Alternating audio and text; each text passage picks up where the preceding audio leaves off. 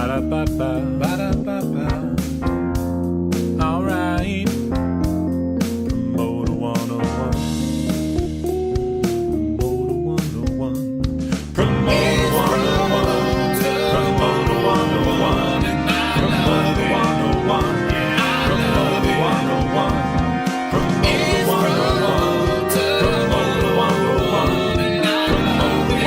101. Promoter 101. I'm Andy Rowe with AEG Presents. I'm the Regional Director of Marketing here in the Pacific Northwest, and we're on Promoter 101. Hello, ghosts and ghouls. It's so lovely you're here. Let me make you a potion. You've got nothing to fear. I'll try my best to be short and expedient, but first, I will need just a few ripe ingredients. Eye of newt and toe of frog, wool of bat and tongue of dog, adder's fork and blindworm's sting, lizard's legs and owlet's wing. There's one more thing we will need for this stew, just a pinch of Luke Pierce and a dash of the Jew. Mix them together and behold what we've done. It's a hot, steaming match of Promoter 101.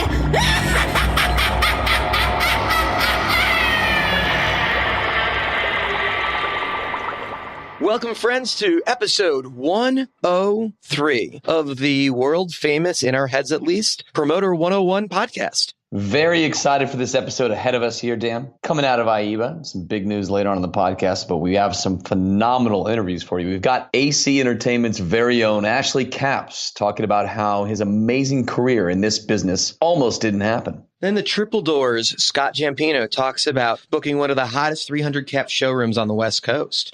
Later on, we're going to have a war story from author, songwriter, and songwriter coach Larry Butler. Plus, we'll have the news of the week with myself and Mr. Luke Pierce and a very special guest. We'll have Steiny and Jason here talking to Billboard / Amplify's magazine's Dave Brooks on the podcast. Got some massive news about sale of Emporium Presents to Live Nation. Exciting stuff ahead. I can't wait to hear about all of that today, Luke. It's going to be great. Hey, it's Elliot Lefko, promoter from Golden Voice in Los Angeles on Promoter 101. This fall, coming to a conference near you. Two legends meet face to face. Activists Bernie Cahill, Emporium presents Dan Steinberg, Billboard Live. Bernie Cahill here. I'll be doing the keynote with Dan Steinberg at Billboard Live, Montage, Beverly Hills, November 13th.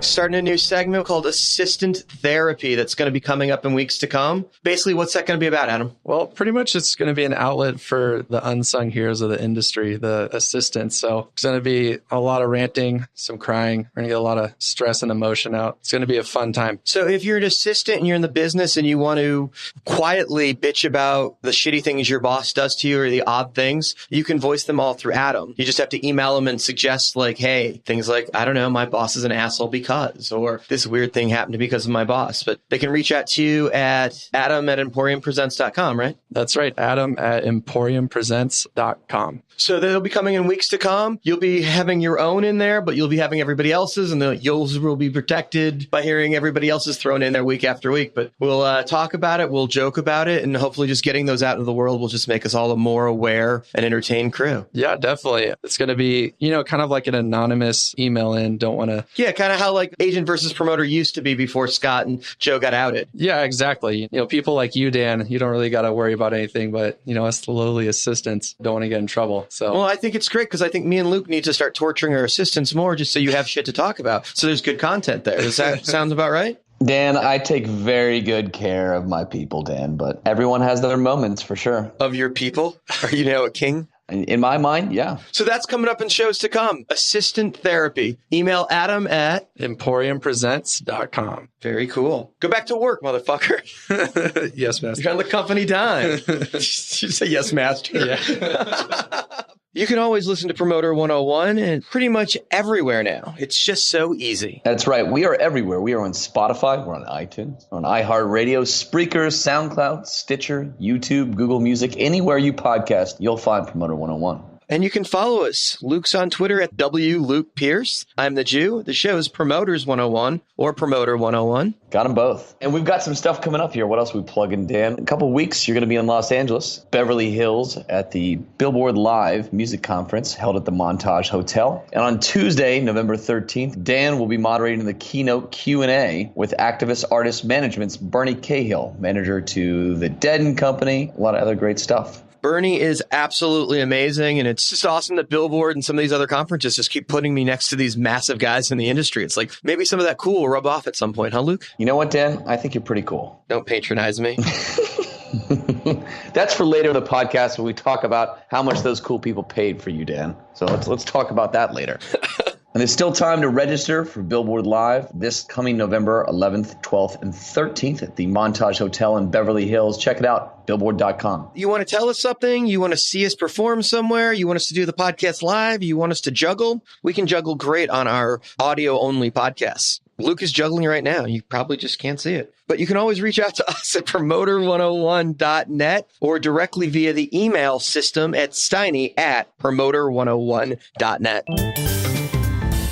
Mike Luba, Madison S. presents Promoter 101. If you've missed any of our past podcasts, you can always catch up at promoter101.net. This week, we feature a classic reissue of episode 59. Dan, this episode aged incredibly well, I will say. It's amazing interviews on there. At the time, Adam Voith was an agent at Billions. He's now at William Morris Endeavor. He talked about his process of discovering some amazing roster of clients and the success that he's been enjoying in the past 10 years in the business. Plus, we had my business partner, David Britz from Works Entertainment, talking about his view in the industry. And Dan Berkowitz, who's the CEO of CID, dropped by to share a war story. It's a great episode. Go back and check it out. Don't forget to drop us a review, subscribe. Wherever you listen to podcasts, it's free, and we like to hear from you people. So, talk to us. Hey, this is Mark Norman with AEG Concerts West on Promoter 101.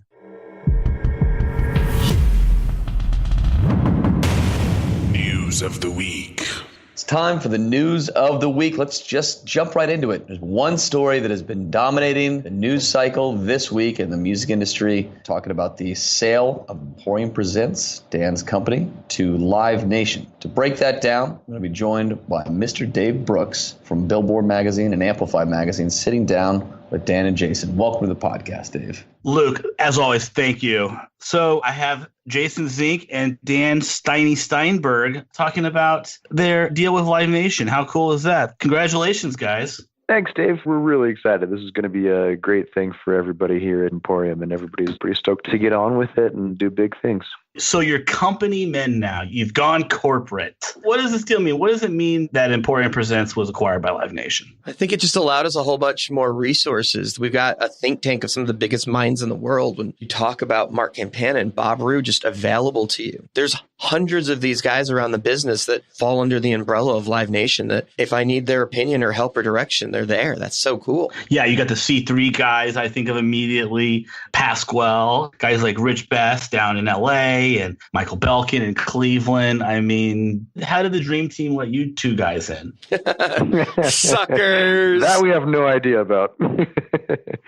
But so we just got back from the Live Nation Global Conference, and all of those guys that you just mentioned were really welcoming, and we're already plotting future endeavors, and it all is coming pretty quickly. But yeah, to be able to, as Dan said, have those guys as resources and cheerleaders and helping us along the way is really cool, and that came quick. How did this come together? Did they call you? Did you call them? How did this thing get started? Rue actually called me on a Saturday about a year ago or something and just catching up. And he's like, something you guys might entertain? We're like, yeah, we'd love to hear more. It sounds fun. How long did you go back and forth for? About a year. Wow, yeah, that's how long it takes. So, I mean, you obviously give up some independence, right? Are you still going to consider yourselves indie promoters now that you're part of the team? Yeah, I mean, I think we have a sort of an independent spirit, and I think that's Rapinoe's things is to let, his guys run their businesses. So that's kind of the plan. So, I mean, it's tough to say we're exactly an indie, but I think that's the way that we're kind of approaching it. We want to be an indie with all the resources available to us. So what are you going to do for Live Nation exactly? exactly? Like, do you have responsibilities now for them, or is it more that they put the resources behind what you're already doing? I think it's what we've always done, but utilizing the resources of Live Nation to maximize the best thing for our artists and the ticket buyers. So more shows and more markets, and utilizing the power of the teams in the local markets to make that as easy and most effective as possible for everybody. Yeah, I think the primary responsibility is on long term is make money. You guys have the tours that you do. You know, you've done Apollo Poundstone. You guys have done Straight No Chaser tours. I mean, do you still do the national tours, or does that get broken up a bit? I mean, I'm just trying to figure out, like, what's your role? Well, we're not a regional office. We are Emporium Presents, and we'll lay on top of the system. So we'll have the power to continue to do what we do, except we'll have the ability to work with the local offices and maximize that. So our relationships are our biggest asset. And I think Live Nation definitely sees that and wants us to take advantage of that as in many ways as possible. So now when we're trying to figure out where we're going to play in LA, I can call Rich Best. When we're going to figure out Pittsburgh, I can call Tom Loudermilk. We're going to play New York. Sean Striegel's in the mix telling us what the right venue is and what the vibe is. Cause me and Jason have been in most of these markets, but they know the cool new venue. They know where the other 13 acts of that genre are playing. And that's a great resource to be able to tap into. So does this open you up to all the Live Nation rooms in North America now? I don't see why it wouldn't. Yeah, exactly. I think we have that ability, and it's a matter of doing that with those local offices. But theoretically, if we buy a tour in the future, we can produce, kind of on our own, some of the dates in some markets and work within their system on some of the rest to complete the tour and give a full picture to the artist.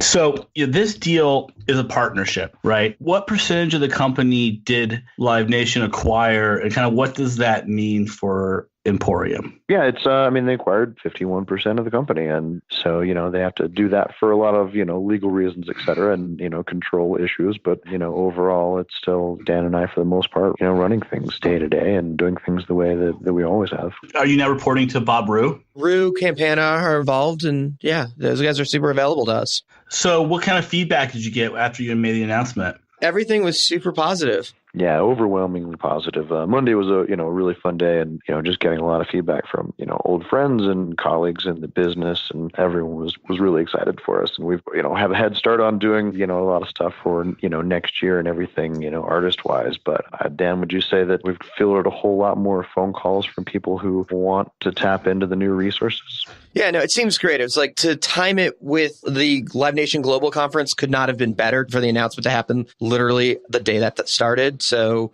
to see so many of our friends and new partners in the room and be able to have those interaction and just talk about how we could work together. And as we're figuring this out and developing, I'm excited, man. It's like John Hampton and Philly's telling me about the right venues because there are new venues there. It's amazing. No old punk rockers called you and accused you of selling out to the man?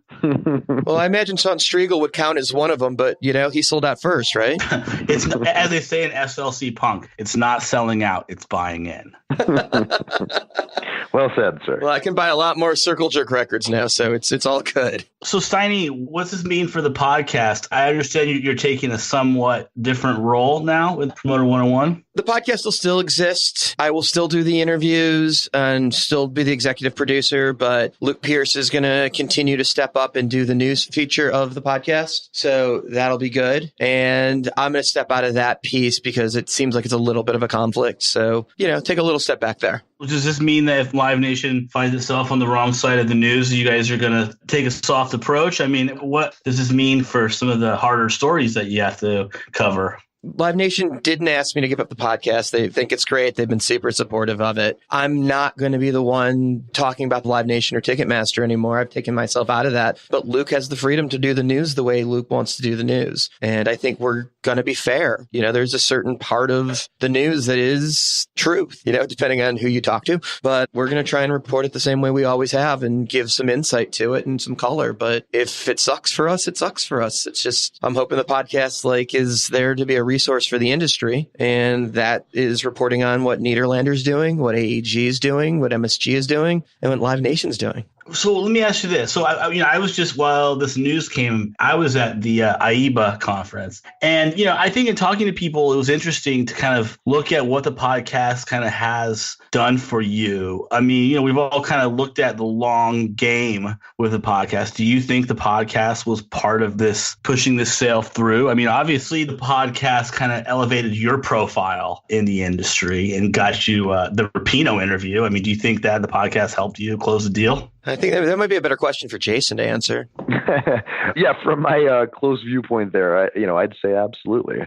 Podcast certainly did elevate Dan's status and visibility in the industry, and that only helped bring attention to the company overall as well. So I always viewed the podcast as a positive thing for the company, even though it wasn't part of the company. That was, it's Dan's hobby, but I viewed it as a really positive thing. And yeah, it probably did help along the way to move Emporium towards the viewpoint of Live Nation as us being a good asset to acquire. So last question. I always find it interesting, like how you guys are so different. And I remember I was actually asking Jason about how he works with Steiny when we were at Aspen Live. And just as I was finishing asking my question to you at the time, Steiny walked up to you and licked his finger and stuck it in your ear, which I kind of thought was just such a telling, it just made my question that much more pressing. You guys have very different personalities in some ways. How do you guys work together? Where does one start and where does one stop?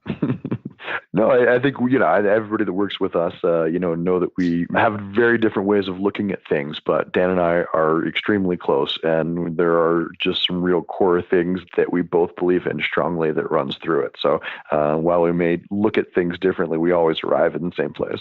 Steiny, what do you have to say about this? Well, the alleged wet willy, and I will say alleged, may or may not have happened. It definitely happened. It did fucking happen. Yeah. No. I had forgotten about that, Dave. It's like, yeah, if you're going to fuck with your partner during a meeting in a conference, you should definitely make sure a high-level reporter is sitting right next to him. I'd like to lodge a complaint, though. I'd like to lodge a complaint right here now. Dan stole one of my signature moves, which is the unexpected face lick. So he has adopted this policy, and now people think it's his move, and I'm so deeply hurt and upset. Just to lick someone's face, unsolicited face lick? Jason definitely has a history of doing that first, and I've found that to be just an awesome move because no one ever sees it coming.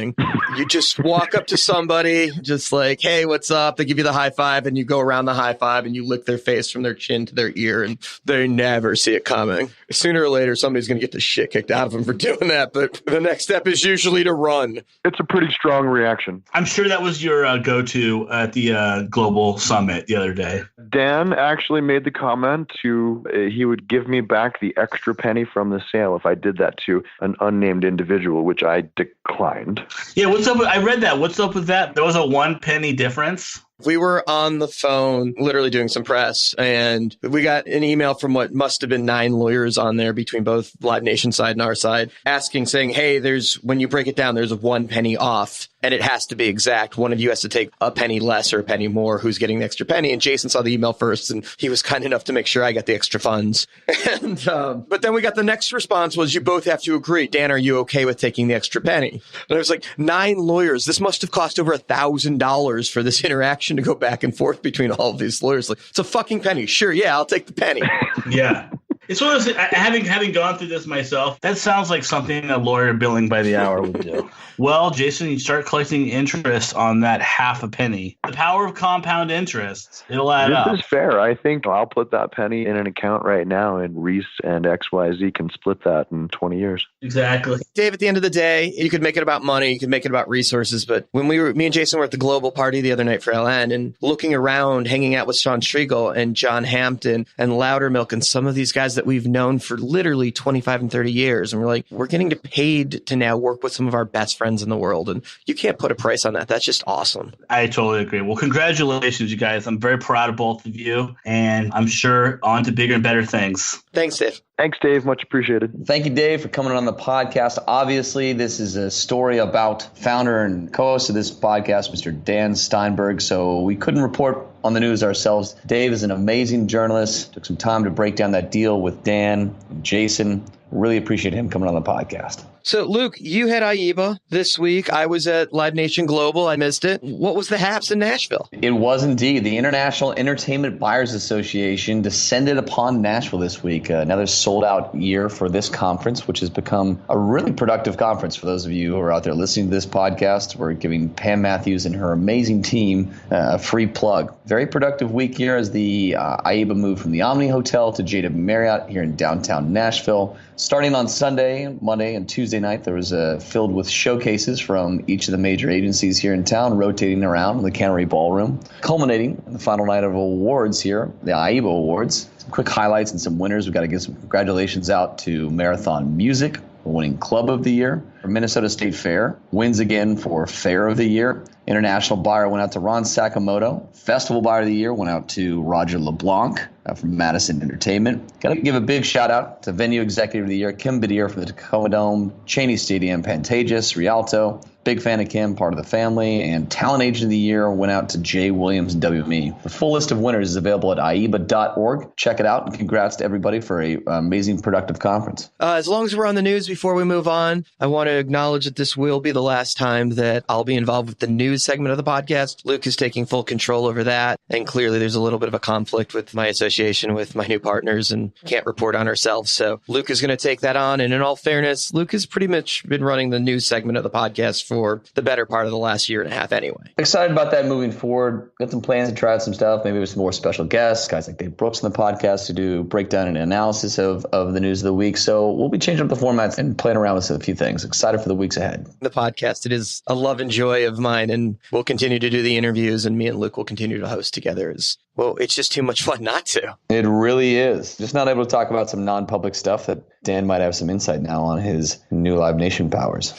I can't wait to figure out what those are. Does it feel like you got upgraded, Dan? Is life, did you move up to a new level? Is that how you're feeling? It really is a cool thing. The resources that are available to us are amazing. And as I told Dave, I'm so excited that some of my best friends in the world are now at the same company as we are. So to be able to pick up the phone and call Sean Striegel and Rich Best or John Hampton, Anthony Nicolaitis, just how cool is that? That's going to be so much fun. And some of the guys that are part of the team, Mary Claire and John Reeds, and it's going to be so much fun to talk to these people and deal with them on a daily basis. Looking forward to seeing how some of these things come together, Dan. Very excited for you, for Jason, for everybody at the Emporium Presents team.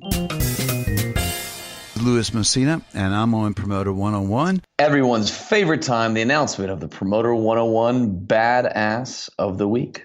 Who we got, Dan? This week, I'm so excited to announce the Promoter 101 Badass of the Week. It's from Mergers and Acquisition at Live Nation's Jordan Zachary. Well, to be honest, he guided us through this journey. He made their partnership with Live Nation happen, and he's just a great guy doing amazing things in the business right now. So give it up for this week's Promoter 101 Badass of the Week, Mr. Jordan Zachary. Jordan, just a brilliant mind at work. Guy came from the finance world at the merchant bank Rain Capital Group, which did a lot of deals with Live Nation prior to joining there. Brought an incredible amount of strategy and growth to that company. I know he's a man pulling a lot of strings behind there to make a lot of things happen, but super sharp guy, worth knowing his name. Congrats on the Badass of the Week.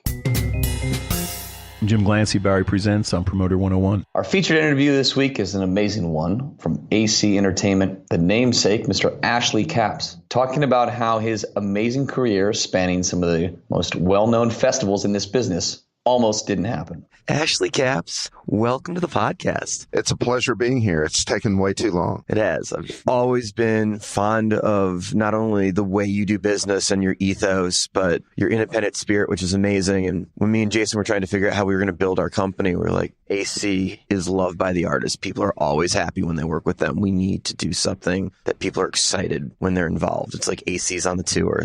Those are going to be good dates. We tried to emulate that. Even after being bought out, you guys haven't lost that. Now that you're at Live Nation, you're still AC. You've kept your brand, and you still have that same ethos. That's true. I like to think that's one of the reasons that we were attractive to the Live Nation family is that we have had a different approach to a certain component of the business that I think has been very successful. I got into this business because I love the music and treating the artist well and working with the artist and doing everything that I can to ensure that the artist has the best possible circumstances in which to do what they do was the whole reason for being there in the first place. You know, of course, you've got to make a living. So the money thing is important, and dotting your I's and crossing your T's. But, you know, squeezing every last nickel out of every situation was, you know, not the way we built the business. We built the business by trying to, it sounds almost like a cliche at this point, but trying to develop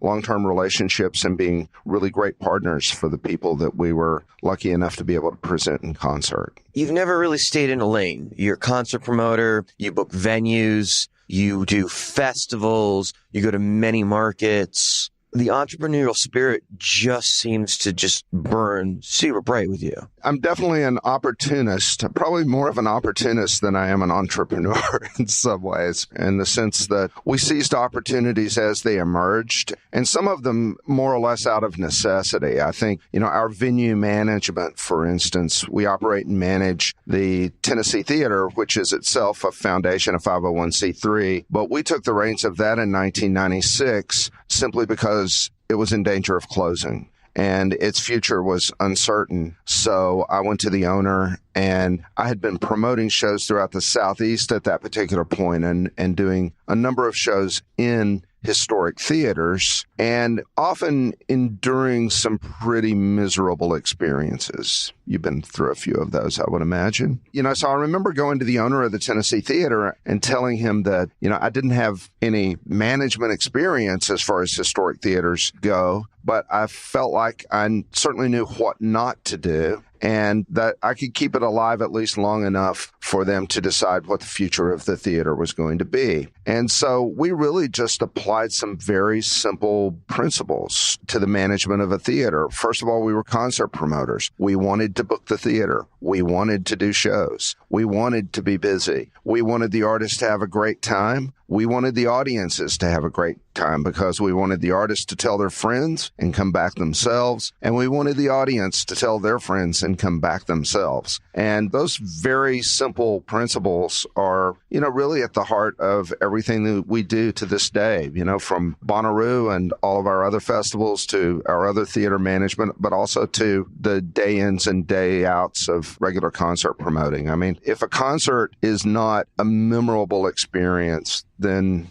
you've missed an opportunity.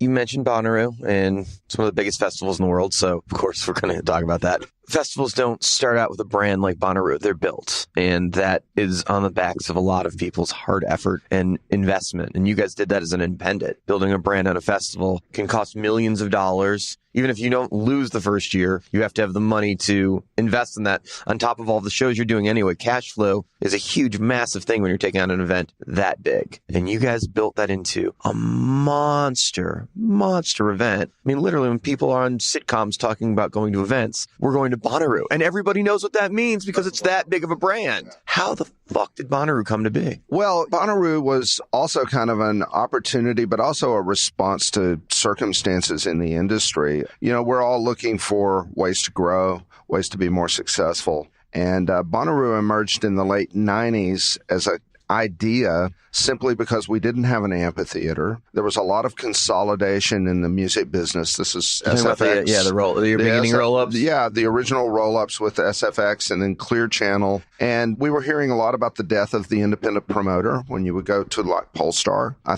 remember you and me bitching about that back in the day. And it's ironic that we're at the Live Nation conference, both of us being indies that got rolled up. We've had this conversation on many different planes now. Everything evolves, right? But back then, we weren't really that much of interest to being a part of it. You know, we weren't really a good addition to the roll-up, so nobody was really paying any attention to us. You know, I remember talking, maybe it was in Vegas at one of those Polestar conferences, but you were hearing the death of the independent promoter, and I remember finally saying to someone, this independent promoter is getting ready to die from overwork. There were plenty of opportunities for those willing to seize them, but we were struggling to get some of the bigger shows and to really make our mark on a certain level. And we looked around and why not a festival? For me, Woodstock was always, the ultimate iconic festival event. I didn't go to the festival. My father took me to see the movie. I was too young to get in by myself. It had like an R rating or something. So it was always in the back of my mind. But my wife's European, so I started going to Europe pretty regularly in the 1980s. And of course, festival culture over there was insane. Now, over here, there'd be a festival launched and then people would be like, oh my God, can't do that again. It was much quickly accepted over there, Reading and Glastonbury and what have you. They were. And for whatever reason, they didn't take so many missteps that there was such a strong negative reaction to whatever happened, Is that because they didn't have the amphitheaters to showcase those acts? I think it was part of that. I think it's just part of the culture of Europe in a way that embraced the festivals in general.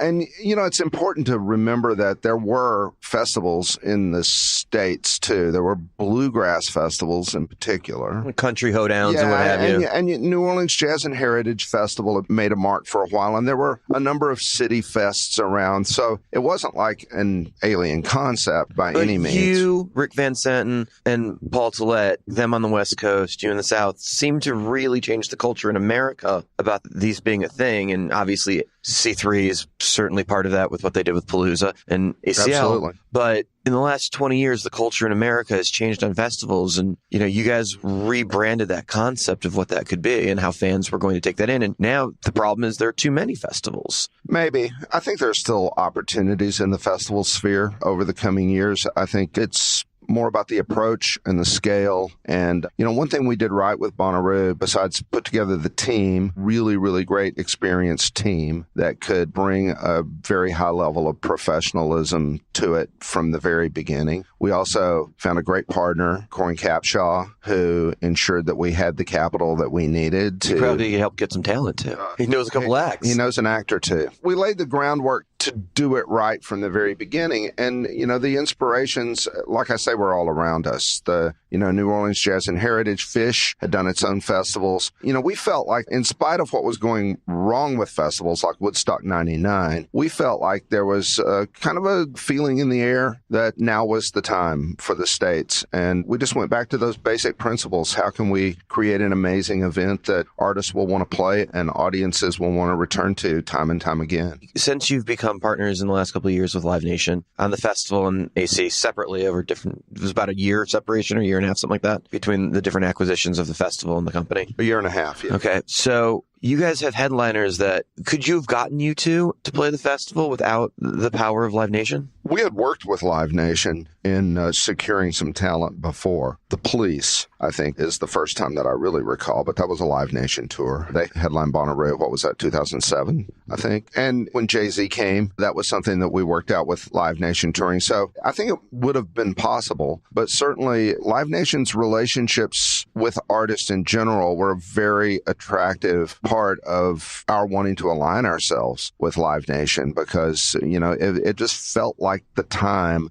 that the festival business in the United States was maturing, and it was time to really think in terms of strong strategic alignments to lay the groundwork for the future. And that was at the heart of that deal. When you start to create a Bonnaroo, in particular Bonnaroo, do you start with the vibe, the location, or is it more about this is going to be talent driven, it's important who our headliners are versus the vibe of the place? Where do you start with that? You mean for festivals in general? Well, I mean, you're creating this concept that does become Bonnaroo, but was the site what was important first, or was the concept of the town? What was the vision originally? I think the site, the location, the unique characteristics of wherever you are in the world are one of the important things that can help a festival stand apart from other festivals. And, we were talking about, festival future. I think that vibe, for lack of a better word, is really, really key to successful festivals. An experience that really stands apart in some way from others. And the way to capture that is to really think about where you are in the world, what's unique about that part of the world, and how can you enhance that to create a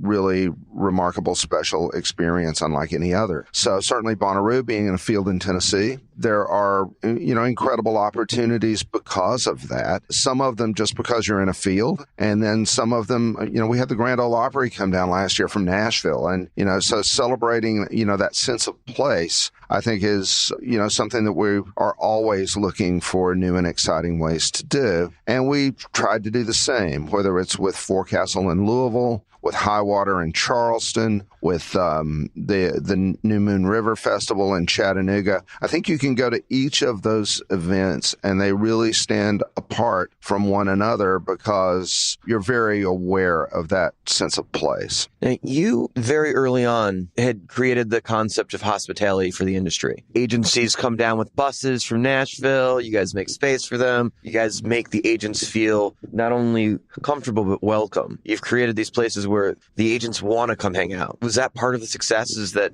everybody wants to be there? I hope so. Certainly the community that is the music industry is, we're very important to one another, and developing those relationships and working together to make what we do possible is, a large part of what the business is about. I mean, that's why we're here a couple of days here in Vegas, hanging out with each other, exchanging ideas and sharing experiences together. We're going to shows or just hanging out, going out for a nice meal. All of that's really important. So I think we wanted the industry to embrace this idea that was Bonnaroo. We wanted people to see it. We want them to be a part of it. We want them to see, how the fans are responding, not only to the great artists on stage, but how the fans respond to the festival experience as a whole, to being together. Understanding all of that is really important for maintaining the health of any event. It just seems so obvious, inclusion and wanting people there and creating that vibe. But the industry used to be backstage was an impossible place to get and there'd be no hospitality, but the industry changed.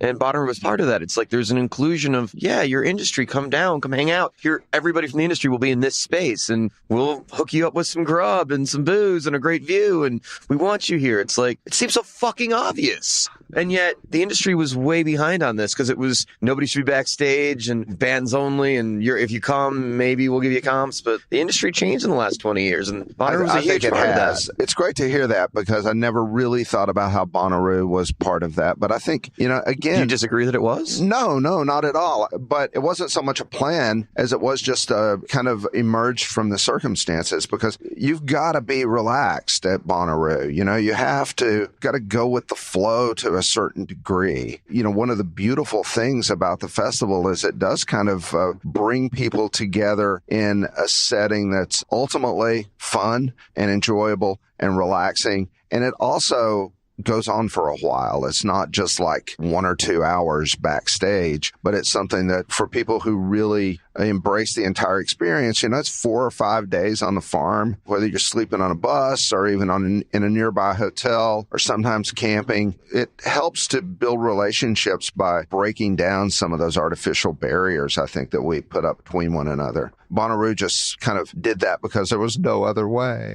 I love it. I'm going to switch tracks for a minute. There's no secret that me and Ten Heidrich are good friends, and obviously he works for you for a long time, so he kind of stacked the deck with this one. I'm supposed to ask you about Mario Toronto and Wynton Marsalis. He says there's a great story there. Oh, wow. Mario, he's the man. What Ted's referring to is this is how AC Entertainment was actually born as a company, because before AC Entertainment, I had promoted shows for about 11 or 12 years, but in the late 80s, I opened a nightclub. It was a very small, held 250 people. It's a very unique time in the music business. Where was it? It was in Knoxville, Tennessee. And Garth Brooks played there, and Widespread Panic played there. And this was the place where everybody broke their teeth, right? I went and played there. John Prine played there. Oh, wow. It was a time before ticket prices and artist fees had completely skyrocketed. And it was also a time where many, many, many of these great artists were kind of in a particular point in their career where it was conceivable for them to play a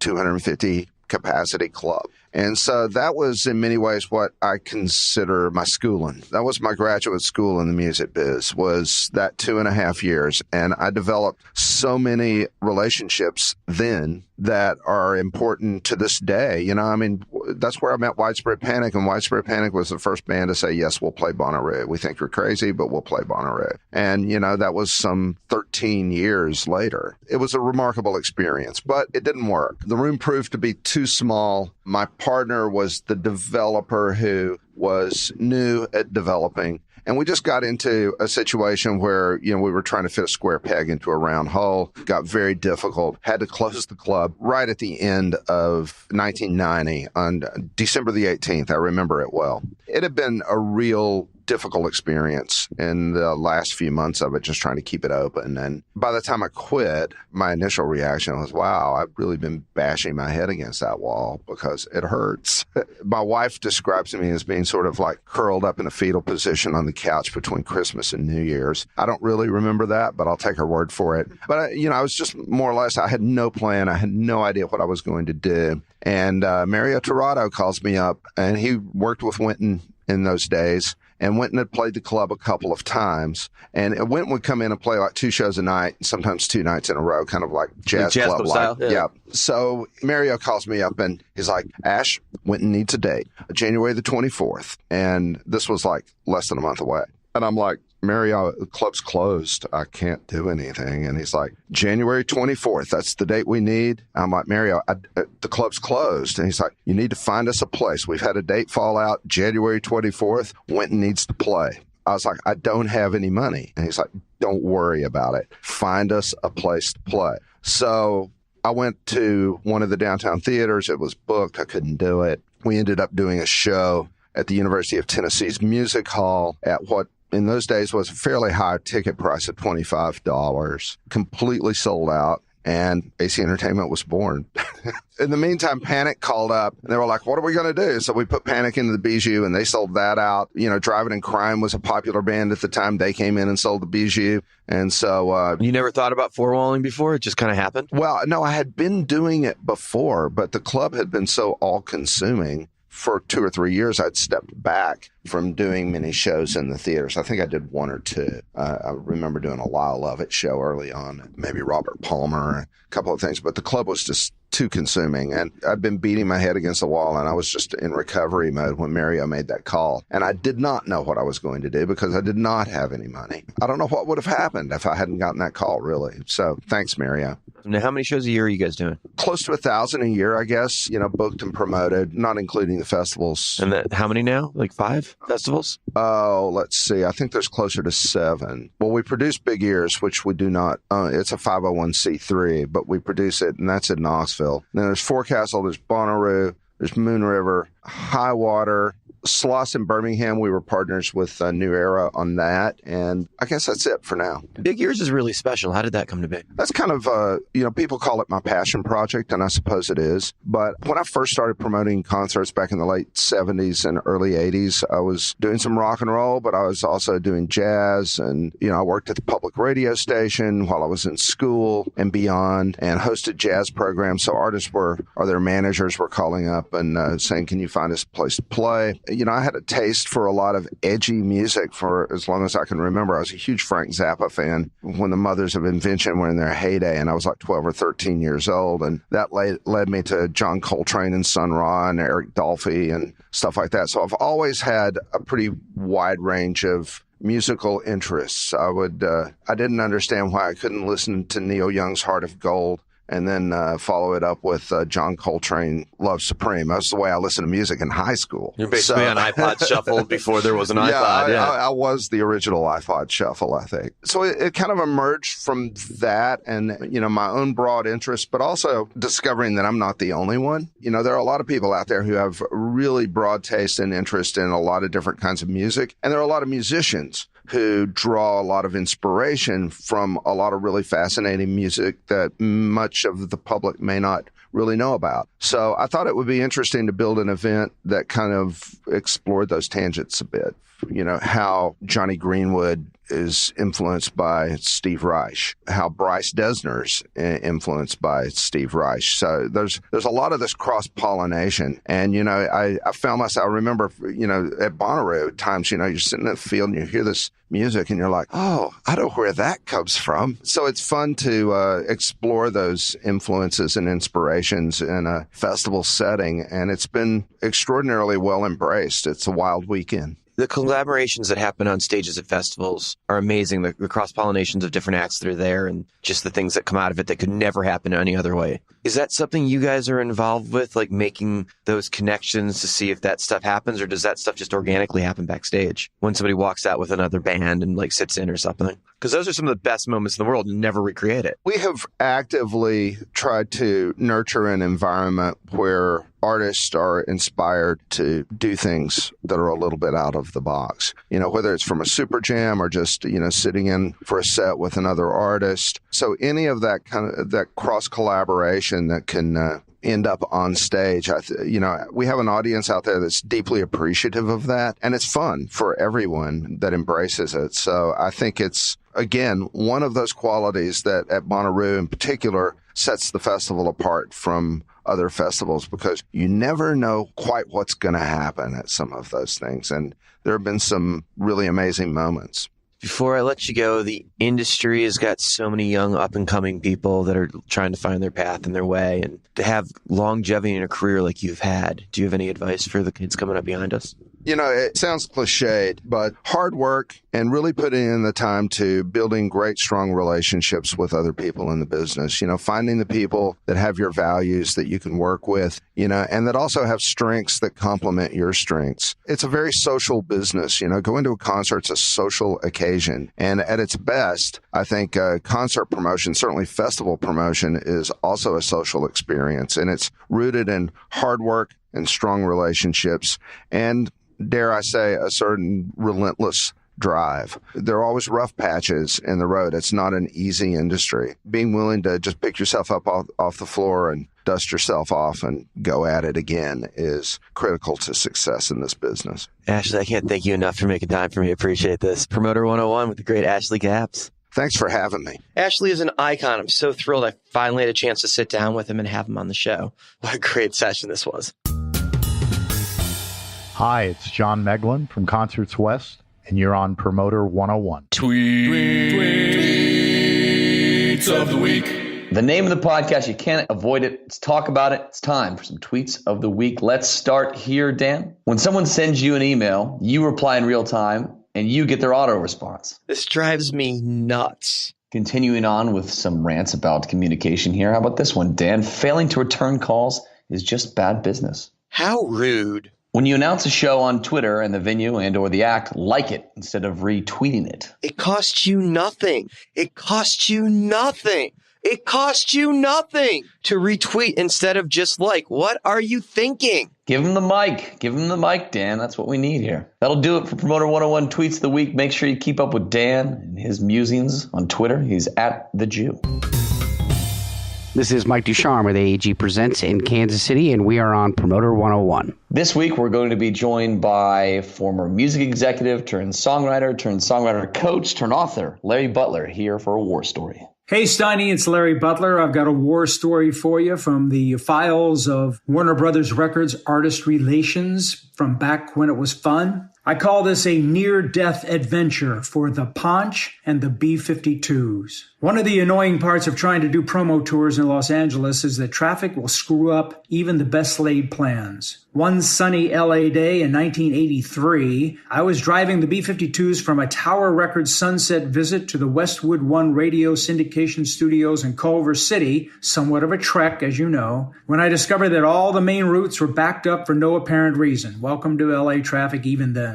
So I resorted to my back streets through West Hollywood shortcut system only to be stymied by a TV shoot, which is the bane of every LA-based commuter who's trying to get somewhere on time. I was ready to take a U-turn and go around it, but the band wanted to see us shoot before they left L.A., so we sat at the top of the street waiting for the all-clear sign. But as we're waiting, suddenly realized there's a CHP motorcycle cop flying up the street coming straight at us. There was no time to react, so we just sat there, grimacing as this cop whizzed by, missing my front fender by inches, and then disappeared behind us up the street. But the band recognized the cop. It was the Punch, as portrayed by Eric Estrada. We were in the middle of a Chips shoot. The band couldn't believe their luck. An actual LA celebrity brush with fame. Well, I had enough, though, and I proceeded down the street quickly when the stoned surf dude flag man waved us on. However, unbeknownst to us, Eric Estrada had decided to return to his trailer by way of the adjoining sidewalk, and obviously without looking, returned to the vehicular thoroughfare by way of a driveway in my blind spot. Once again, only this time without planning or notice, his Harley missed my front fender by inches. Eric was completely surprised by us, of course, and he weaved down the street and skidded to a stop about 50 feet further.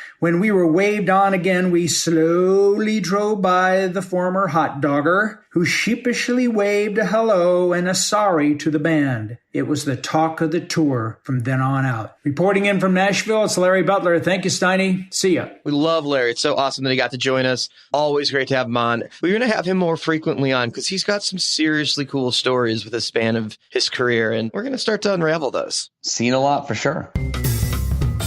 Hey, this is Rich Schaefer from Loyalty Management, and you're listening to Promoter 101. In our next interview this week, we're joined all the way from Seattle. The Triple Doors Scott Giampino sitting here to talk to us about booking one of the hottest 300 cap rooms on the West Coast. And I'm joined by the legendary Scott Giampino from the Triple Door. How you doing, man? I'm doing great. It's great to see you in your new digs here at Promoter 101 Ground Zero. You've got a storied career, and it's pretty awesome. You did the label thing in Chicago, and we're deeply part of the scene. Let's start there, because we're talking like Touch and Go days, some of the cooler shit that came out. Yeah, that was a great time to be in Chicago, and I worked there for like 9 years or so. I started out there, and maybe like 92, 93, I was pushing boxes, doing this and that, and then started to do some retail promotion, tour promotion, helping bands get promotion, you know, when they're playing in Birmingham, Alabama, and Orlando, Florida, and then in New York. And eventually worked my way up unintentionally, backed my way into it, so to speak, to be the publicity director for that label. Great times because there was tons of new acts coming on that label, and I loved that label when I was a kid in the 80s. So it was like a dream come true. So in Chicago, when you were starting to come up, you wound up founding a girlfriend that you wound up getting super serious with and moved on from that. And that happened at Touch and Go, right? That did. Allie Hedrick. I met her because she worked as an intern at Touch and Go Records. And she was in the music business program at Columbia College, which is amazing. At the time, I was like, you can take a class on music business? Apparently, yes. And you can. And she did. So then she interned to get some credits at Touch and Go, and that's how we met. And then she became an agent at Billions, representing some of the Touch and Go acts. So you and Allie together moved from Chicago to Seattle. We did, yes, in 2002. And I moved here because I had left my job at Touch and Go after 9 years. It was just time to go for me personally. We also had a young son at the time. Well, we still have him, but he's not young anymore. And we lived in Humboldt Park in Chicago, and it was mildly a rough area, and we couldn't afford to send him to private school. So we were facing, like, where do we send our kid to school? We didn't want to move out to the sticks in Algonquin or whatever. Schaumburg. Further, yeah, totally, Schaumburg. So anyway, we looked around at different towns, and Allie knew Chad, and I knew Chad, who worked at the Showbox, Chad Corollo. And one of the things that came up was this job at the Showbox. So I interviewed for it. I had nothing to lose. I was like, they'll never hire me. Boom, they hired me. So then we had to move out. So I moved here by myself. I lived with Chad and Bob Mayer at the time. Bob Mayer was the music editor at the Seattle Weekly. Now he's in Nashville. He's at the Commercial Appeal. Wow. So like right off the bat, you're like deep immersed in the scene between Chad and Bob. That's Absolutely. A cool thing. And I knew Bob better than I knew Chad because when I did publicity at Touch and Go, Bob was He was your contact. He was my contact at the Weekly, but before that, he was either in Phoenix at the New Times or in Albuquerque. He was the music editor there. Anyways, all those bands that I worked with would go tour through there. So I'd be like, hey, the Jesus Lizard is coming through Albuquerque on October 5th. Can you put him on the cover? Can you do a feature? We had a rapport. And then I moved here and lived with Bob and Chad, and it was amazing. I was in like ground zero for Seattle music at the Showbox. Okay. And how far ahead of Allie moving out were you here? Just a few months. I mean, her and Max, that's our son, they came out like around Thanksgiving. So maybe 3 months. You guys literally picked up your life, and Billions clearly was flexible with her and gave her the ability to move to Seattle and work remotely. Absolutely. So at that time in 2002, it's really kind of on the front end of, at least in my world, of telecommute. So you could do that. And Botch, who owns Billions, was really helpful and has always been really supportive of Allie in her career and also in our family, helping be flexible, so she could work. We had a little apartment. She worked out of that. She had a laptop. You could work from anywhere, essentially being in the office, as everybody does nowadays, So Allie's roster explodes while this time of you guys being in Seattle kind of happens and becomes a serious agent in her own right with some of the coolest acts. And you do a couple years at the Showbox, and then the Triple Door opens up and you get tapped to book that, which if you haven't been to the Triple Door, I like to explain it to acts that have never been there as if the Rat Pack were to play Seattle now looking for that Sands vibe of like showroom dinner theater setting, you can't get any fucking cooler than that. And bands just love playing there. You can never get avails because it's just constantly booked, which is obviously kudos to you. And the room that you get to book, though, like, wow, what an awesome fucking exercise in booking a venue. Like that, you really have the keys to the castle with this one. And I've used that term many times. It's a pearl in Seattle. Like Seattle's really lucky to have this, I think. And I'm super lucky. That's not lost on me to be there booking that room. And your analogy is right on. It's perfect. It's intimate, but the production value is very high. The sound and lights are high. There's not a bad seat in the house. Even when you and I and 2 other people are sitting at the booth, it seems like there's no other people in the audience. They're just playing to you. I mean, we book maybe 400 shows a year because we do a lot of doubles. And we book all sorts of stuff. Folk, geezers, up-and-comers, jazz, blues, you name it. So what I love about the venue is it has its own natural appeal. Shows just sell better there. It's about 270 is about your sellable cap. With standing in the back in the booths, you can maybe do about 300 with comps all in, really tight. But the thing is, shows just sell there. It's hard to do a ticket below $20-25 there because to get a real name that's worth the value and the setting of the production, it's a little bit more expensive. So you get those acts that first time through singer-songwriters want to do a $15 or $16.50 ticket. It doesn't mathematically work. But if you're able to do a $35 ticket, and most acts can usually fetch a couple more dollars in your room than any other. Agreed. It has that city winery vibe. You can get a good guarantee out of it, and usually just one of the easier days. The room is suited for really cool shows. It's not really a venue that's set up to see 3 acts on a bill. No, it's definitely not. It's more of a showcase venue. Totally. For a headliner, maybe a small singer-songwriter opening up, doing a half-hour set. We average probably around $35 across the year for our tickets. So, your point. And we go up to 100, 125. And we do the, front portion is higher ticket price. And we implement that a few years ago. Those tickets sell first, quite honestly.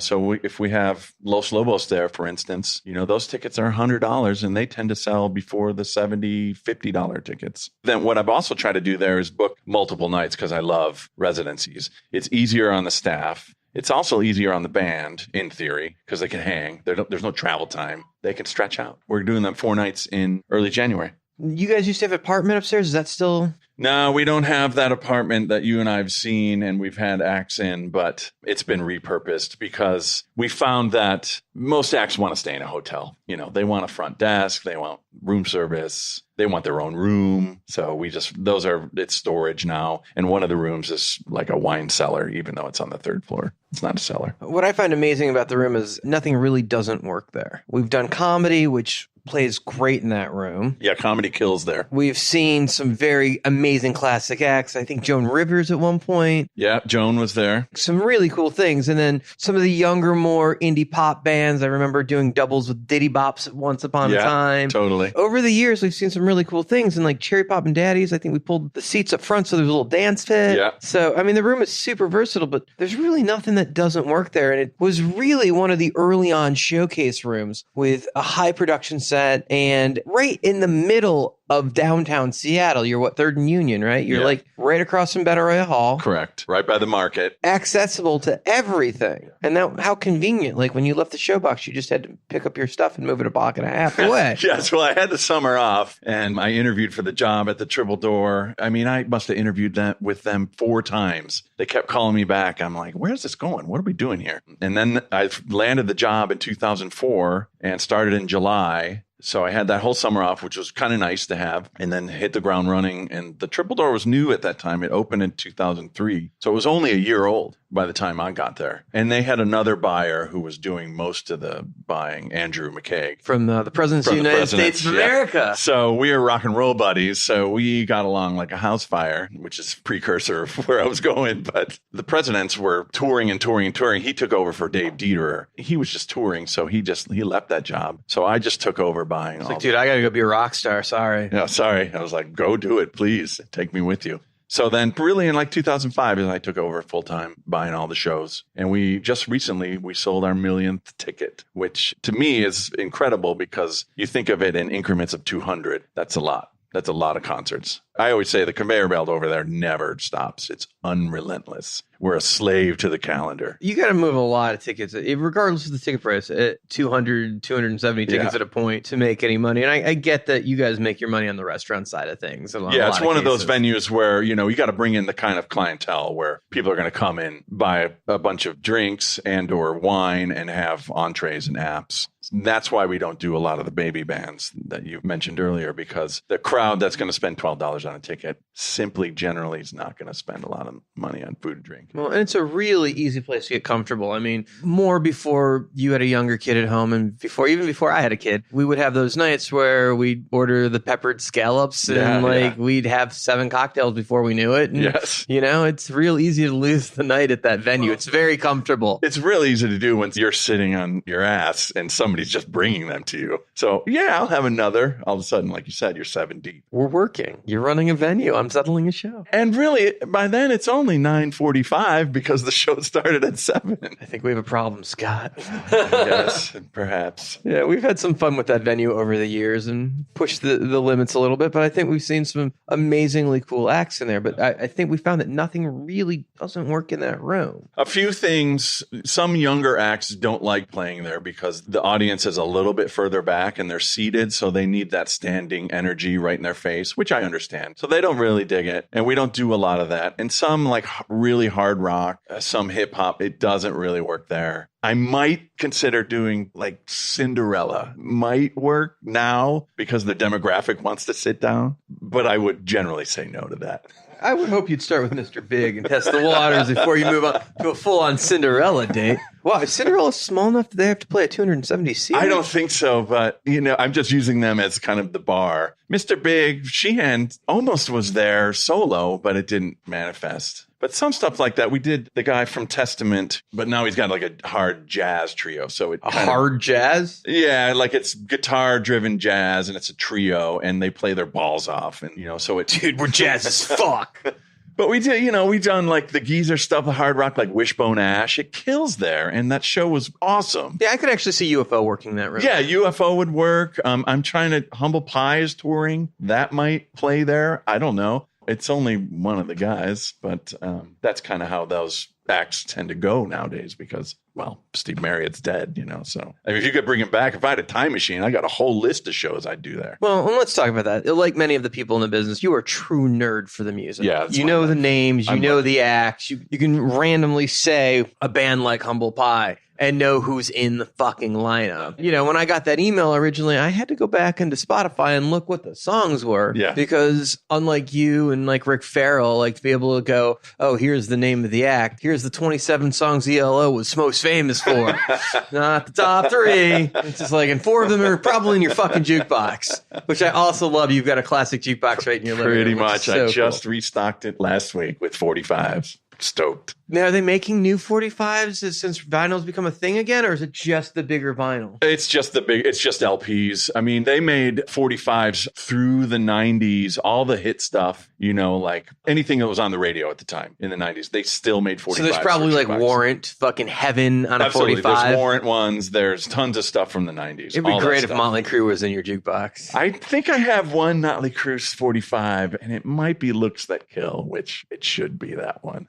You now have a relationship that's moved across the street. Is not only are you doing the Triple Door, but you've had such success that the Symphony's asked you to help with the rooms at Benaroya's, filling some of the dark nights. And that's been going on for a couple of years, and you've found success with that, leading to acts like Yanni. That's correct. Yanni, I've done 2 times at Benaroya Hall. And Benaroya Hall, I started working there in 2013. It's really hard to get avails there, as you know, because the Symphony eats up all the dates. And so usually I'll get a Monday, Tuesday, or a Sunday, Well, they've also got that showcase room, Nordstrom Hall, which is like 500. They have a that 500 tends to be more available. Room. And yeah, that's easier to get avails in. And I could book that room every night, I bet, with acts. The challenge over there is that their marketing team and their staffing team, it gets overwhelming for them because I'm bringing in 50 more shows when they already have, Right, and they're used to doing seasons. So you're trying to add value. You're trying not to kill what they're already doing. So on I'm their bringing stuff. like Tannaro in or Roger McGuinn or Loudon Wainwright in that room. And,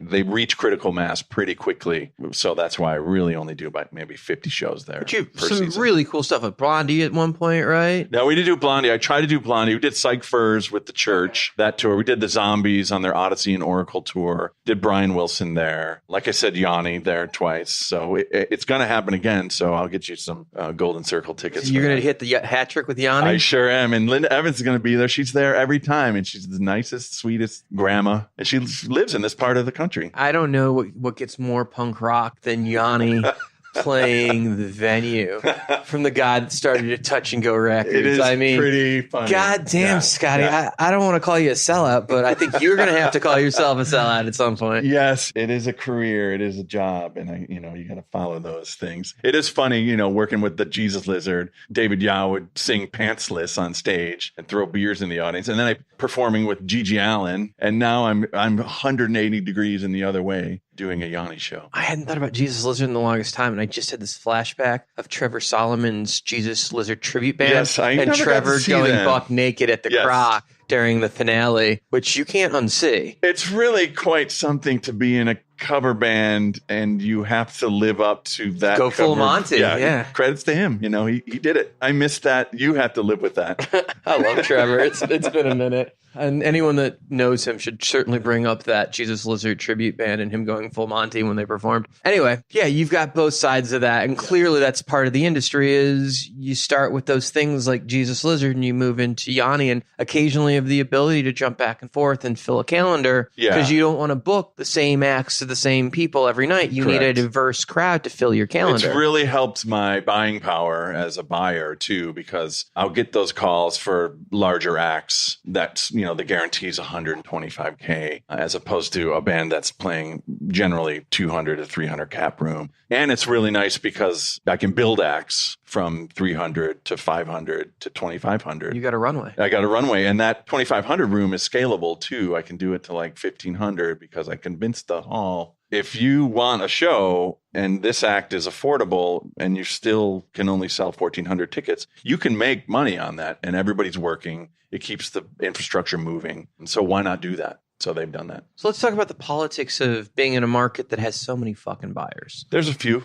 You mentioned Chad at AEG and Katie's there as well. You've got Live Nation here. You've got, obviously, we do a good number of shows. I think we used to do a lot more with you in volume. You've also got Mark Adler. Yeah. You've got the Monkey guys popping into the market. Yep. You've got Thrasher. Yep. You've got the guys from Numos popping in and out of their venue. Right. STG. Adam's Apps, right. So you've got all of these people buying in your market. You could close your room and have no problem filling it because acts just want to play your room. They're going to play your room whether the promoter brings them in or not. But you allow everybody to come in. Politically, do you feel that's advantage that people are bringing you things, or just does it make life easier, or because it's really not a risk thing when you're talking about a 270-seater? Yeah, it's both, actually. It makes things easier, but more importantly, it just helps everybody get into that room where they want to play, because the room is so perfect for so many things. And it's perfect for the act's audience. The audience loves going there because they get treated with respect. They're not treated like cattle. It's kind of a big exhale so they can relax,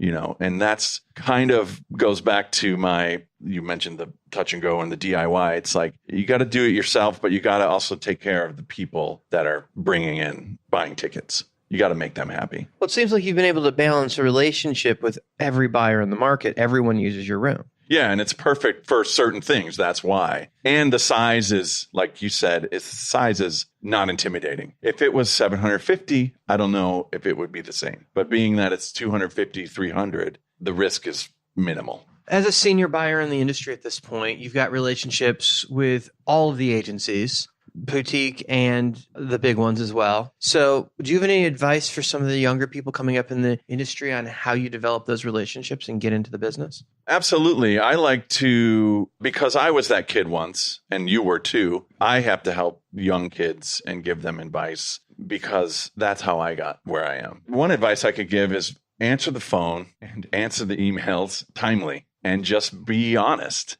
as you can be, because everybody wants to be a player, or many people do. It's not about that. There's a long game here. Developing those relationships is extremely helpful. Before I let you go, can you tell me about this piece of plastic sitting here? It's actually a vinyl record. Yeah, I wish you could play it. Hard Roller? Yeah, so my power trio rock and roll band called Hard Roller, we put out a record, and I brought one here for Dan that he can play. It harkens back to the 1970s of power trio guitar-based rock and roll, like the James Gang. And you're on the drums on this, right? Or Free, and I play drums, yeah. And Jonah Bergman, who used to work here, he's on bass, and Andrew McKaig sings and plays guitar. I forgot Jonah worked for us. Jonah worked here for a long time. So wow, I forgot about that. Yeah, that record has lots of guitars. So if you like guitars, rock and roll, you'll dig it. Thank you so much for making time and joining us on Promoter 101. Thanks for having me. I love listening to your podcast. I love you even more. And it's a great hang. Always. Love you, Dan. Scott is just the best. And he's a total bro. He's a booking beast. It's just great to have him finally on the podcast.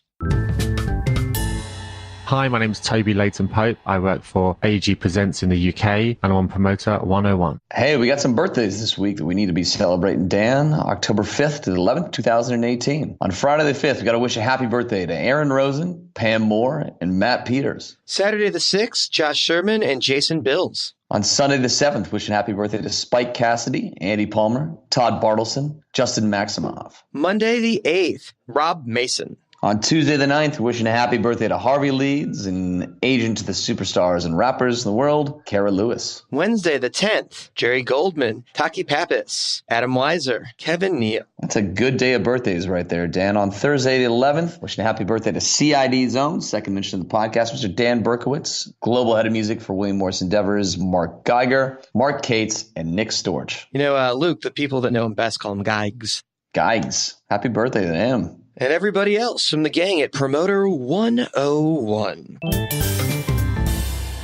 Hey, it's Sam Kenken, and you're listening to Promoter 101. The quote of the week comes to us from Mick Jagger, little singer-songwriter maybe you've heard of. Anything worth doing is worth overdoing. Don't you think, Luke? I think so, Dan. I think it's been a crazy, crazy week, a crazy, crazy episode 103 of Promoter 101 in the books. Special thank you to everybody who joined us on the podcast today, everyone tuning in. Great episode, and we're really looking forward to next week, coming out of a really crazy week this week, Dan. A lot of shit happening. How are you feeling about it all? That's amazing. Everybody has been so amazingly supportive to me and Jason, just reaching out, not just the Live Nation family, but agents and managers and even some of our friends at our competing companies, the guys at AG and Niederlander and all the other competing promoters that we know across the board have all been so cool, reaching out and giving us a pat on the back. And it means the world to me. It really does. If you want to reach out to us, you can always email us at steiny@promoter101.net. We'll be back next week, same pod place, same pod time, with episode 104, Promoter 101. We're going to be joined by Live Nation Canada's Paul Hagginson, giving us a glimpse of the business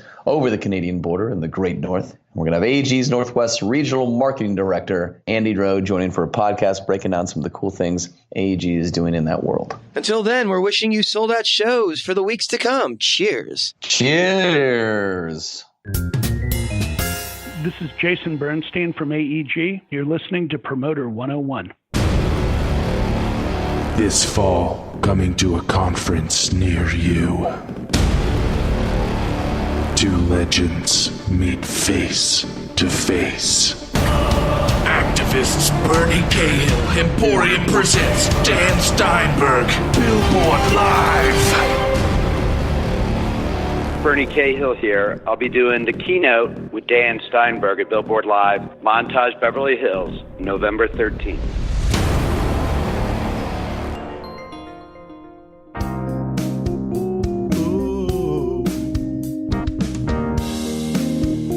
Ba-da-ba-ba.